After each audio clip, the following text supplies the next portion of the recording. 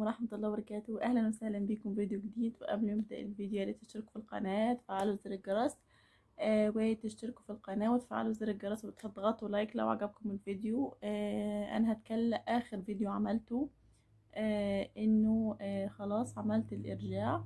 بعد ما بنطلع من الإرجاع في كده شوية حاجات نسيت إن أنا أقولها يعني، وافتكرتها فقلت إن أنا أقولها في الفيديو.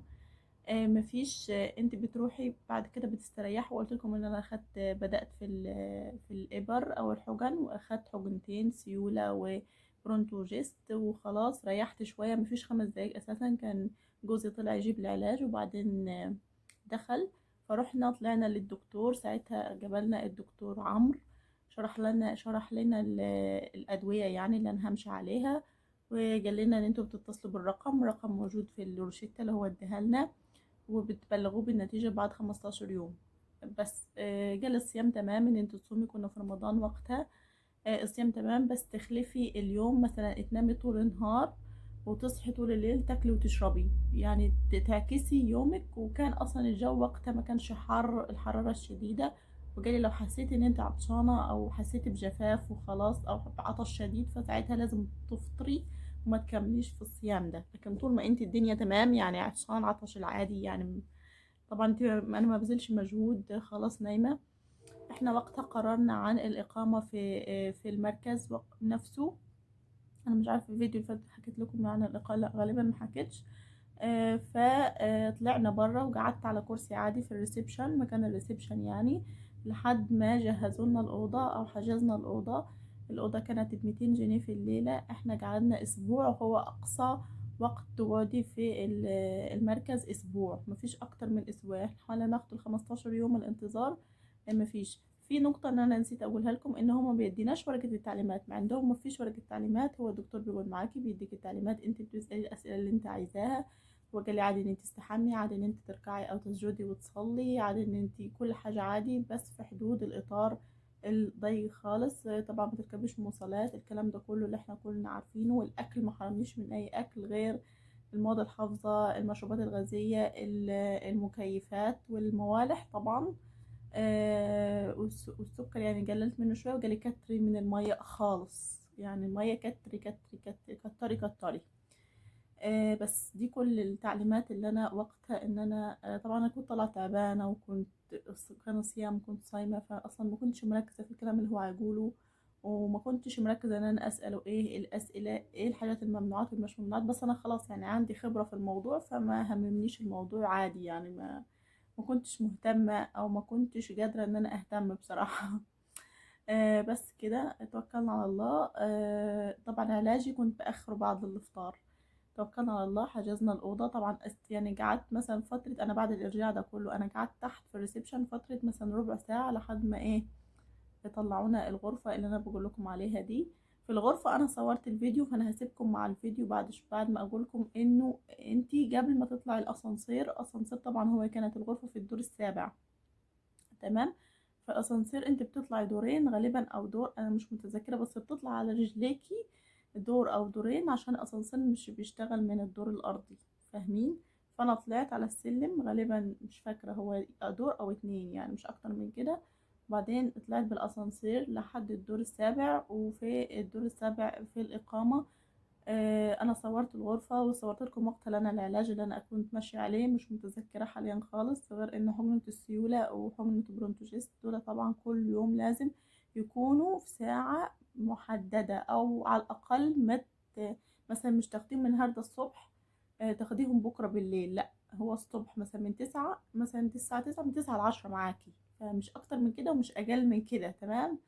على الناس اللي بتسأل هو لازم الميعاد، أيوة لازم الميعاد في الحجرة دي، الحاجة الوحيدة اللي تواظبي على الوقت المعين. بس ممكن تتأخر ساعة تتقدم ساعة أوكي، لكن مثلا ما تاخدهاش بالليل، تاخديها الظهر، تاخديها الصبح، لا، هي لازم 24 ساعة، خصوصا السيولة. يا جماعة. أما البرونتوجيست دي عادي يعني، مش هي اللي لازم ميعادها، بس هو أحسن إن انت خلاص يعني تثبتي ساعة وتمام. بس في السيولة أنا كنت بديها لنفسي طول فترة الانتظار. فترة الانتظار بتاعتي كانت عادية خالص، ما كانش في توتر. أخدت أسبوع صيام وبعد كده فطرت. أخدت الأسبوع اللي في المركز كله كان صيام. المركز حلو، بس هو عبارة عن زي ما هشوف في الفيديو، عبارة عن شقة كبيرة. شقق هي الإقامة شقة فيها الحمام والمطبخ مشتركين، في ثلاجة في المطبخ، في بوتاجاز، وفي بس مفيش طبعا حلل وكلام زي كده وأدوات يعني. في سخن وبارد في المطبخ، بس مفيش في الحمام سخان. الحمام في بانيو، في غسالة، وفي كله حوض يعني أنا بالنسبة لي حلو. أنا جبلت ناس تحت قالوا لي إن الإقامة زبالة فوق، بس أنا طلعت مش عارفة هل هي الشقة اللي أنا دخلتها، هل في شقق متفاوتة، الله أعلم.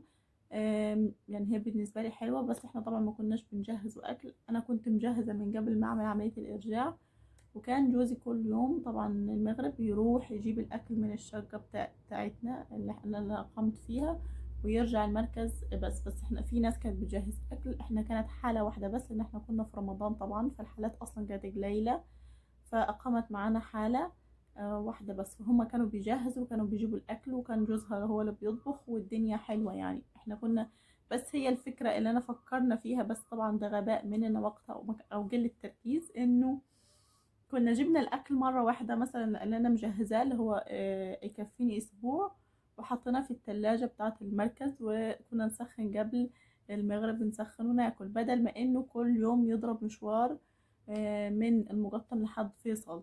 فساعة يعني مثلا كان يطلع بعد العصر يجينا قبل المغرب ب10 دقايق.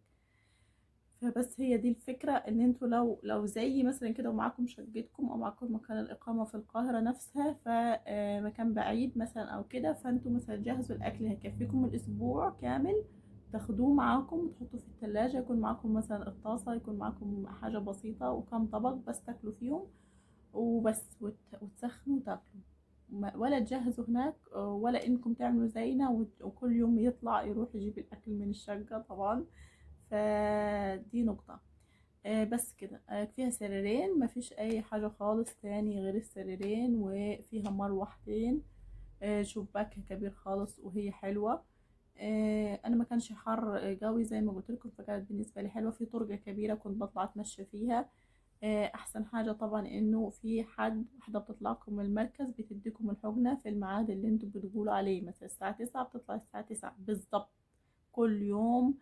بالظبط بيدوكم طبعا نسخة من المفتاح، بس ده بالحب كده مع مع الأخت دي اللي بتديك الحجنة.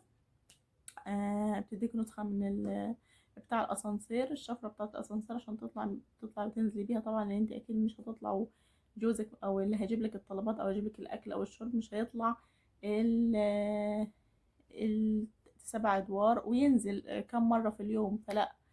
فانتوا تحاولوا كده بالحب تاخدوا منها الشفرة. بس مفيش اي حاجة. انا كان كل اللي بعمل بيومي ان انا بصحى الصبح، اصحى الصبح مثلا على الساعة 9 باخد الحقنة، بنام تاني اصحى العصر. بس يعني انا طول اليوم نوم، بصحى العصر افضل مثلا طبقة من العصر لحد الفجر، قبل الفجر اتسحر وانام.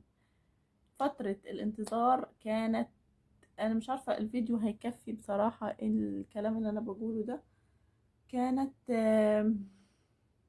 كانت فترة زي ما قلت لكم هادية، ما كانش في أي حاجة. بس الغريب اللي أنا استغربته في نفسي إنه كنت باكل كميات رهيبة رهيبة، وبشرب مية كميات رهيبة. بس من أول يوم، من أول ما أنا عملت الإرجاع، يعني من بعدها تاني يوم حصل لي اللي أنا بقول لكم عليه ده. يعني ما كانش أصلا حصل حمل، أو ما كانتش الأجنة تساقط. فأنا قلت مثلا إنه علشان ان انا صايمه مثلا او مجهود وادويه وكده، فده بيخليني عايزه اكل كتير واشرب ميه، بكميات رهيبه، اشرب عصير بكميات رهيبه. يعني انا مش عشان التعليمات، لا، انا عايزه اعمل كده، انا نفسي في ميه، انا على طول عطشانه.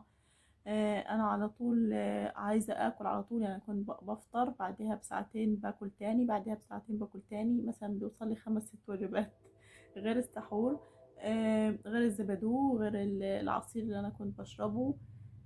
يعني مثلا غير البلح، في ناس كتير بتقولك البلح مضر، لا كلي بلح.